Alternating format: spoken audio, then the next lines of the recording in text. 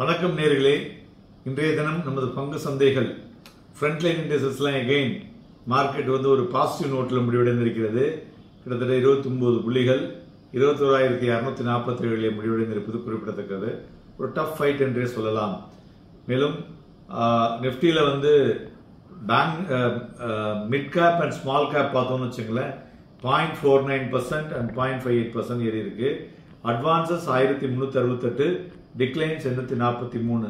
So மார்க்கெட்டினுடைய பிரத்தை பார்க்கும் பொழுது ஒரு ஆப்டிமிஸ்டிக் சென்டிமெண்ட் இந்த பிராடர் மார்க்கெட்னு எடுத்துக்கலாம்.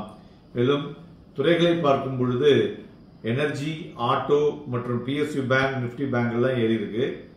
Nifty media, IT, Nifty FMCG and pharma top losers. IT இன்னைக்கு ரிசல்ட்ஸ் வந்திருக்கிறது. ஸோ அதனுடைய எதிர்பார்த்து விழுந்திருக்குன்னு சொல்லலாம். அதுபோல வாலட்டிலிட்டி இண்டெக்ஸும் கிட்டத்தட்ட ஒரு 1.5% விழுந்திருக்கு. So decrease in market volatility அப்படின்னு எடுத்துக்கலாம். இந்த தினம் ஏரிய பங்குகள்னு பார்த்தோம்னாக்க ஆட்டோமொபைல் ஸ்டாக்ஸ் எல்லாம் பெட்டரா பர்ஃபார்ம் பண்ணியிருக்கு. பிளஸ் ஒன்மன் ஆர்பியும் ஏறி இருக்கு. Hero MotoCorp, Bajaj Auto, Reliance Industries, I think it's new high today. Axis Bank, BPCL, UltraTech, Eicher Motor, Apollo Hospital, Power Grid, IndusInd Bank இவை எல்லாம் ஏரிய பங்குகள்.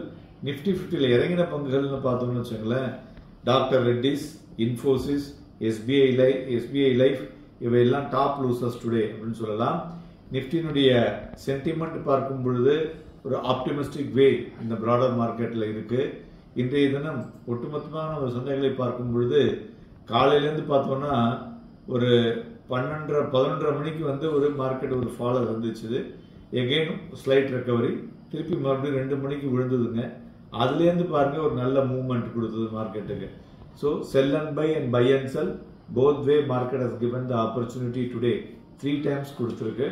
ஸோ மேலும் இன்னைக்கு லோ பார்த்தோம்னா 21,593, ஹை பார்த்தோம்னா 21,726, கிட்டத்தட்ட 126 புள்ளிகள் டிஃபரன்ஸில் மார்க்கெட் இன்னைக்கு வந்து விளையாடி இருக்குன்னு சொல்லலாம். அதுபோல் இன்னைக்கு வந்து டியூசிஎஸ் Q3ல பார்க்கும்போது ஆர்டர் புக் பார்த்தீங்கன்னாக்கா ஒரு ரொபஸ்ட் ட்ரெமாண்டஸ் இம்ப்ரூவ்மெண்ட்டை பார்க்க முடியுது. அதுமாரி Q3 ப்ராஃபிட்டும் பார்த்தோம்னாக்க 9.58 பில்லியனாக இருக்கிறது. இன்ஃபோசிஸ் பார்த்தோம்னாக்கா அவங்க வந்து FY24க்கு ரிவைஸ்ட் கைட்லைன்ஸ் இன் சேல்ஸில் பார்த்தீங்கன்னாக்க 1.5% 2% குறைச்சிருக்காங்க. அதேமாரி ஆப்ரேட்டிங் ப்ராஃபிட் மார்ஜினையும் பார்த்தீங்கன்னாக்க தேர் எக்ஸ்பெக்டட் பிட்வீன் 20 to 22%. ஸோ அதுலேயும் ஒரு அழுத்தம் இருக்கும் என்று எதிர்பார்க்கப்படுகிறது. Q1Qல பார்க்கும் பொழுது டி க்ரோத் வந்து 1% ஆயிருக்கு. அதனால தான் இன்னைக்கு இது விழுந்திருக்குன்னு சொல்லலாம். மேலும் தங்கம் 199 ரூபாய் அதிகரித்து 62,195லையும், வெள்ளி 203 ரூபாய் அதிகரித்து 72,172லையும், குருடாயில் 110 ரூபாய் அதிகரித்து 6,041 இணையமாகிக் கொண்டிருக்கிறது. பிளாக் டீலை பொறுத்தவரை பார்த்தோம்னா இந்தியா மார்ட், ரெயின்போ, எம்ஆர்பிஎல், நெஸ்லே இதெல்லாம் வந்து பிளாக் டீல் நடந்துள்ளது என்று சொல்லலாம். மேலும் இன்றைய தினம் நிஃப்டி ஃபியூச்சர்ல வால்யூம் பார்த்தோம்னு வச்சுங்களேன் அந்த அளவுக்கு ஒரு பெரிய ஒரு இம்ப்ரூவ்மெண்ட் வால்யூம் இல்லை, பிலோ ஆவரேஜ்னு சொல்லலாம். அதுபோல பேங்க் நிஃப்டிலையும் பிலோ ஆவரேஜ் தான் நடந்திருக்கு. நாம் நேற்று கூறியது போல சந்தைகள் வந்து இந்த லெவல்லேருந்து ஒரு slight up move for next few days இருக்குன்னு சொன்னோம் இல்லையா, அது நாளை தினமும் கண்டினியூ ஆகக்கூடிய வாய்ப்புகள் அதிகமாக தெரிகிறது, subject to other results and global event.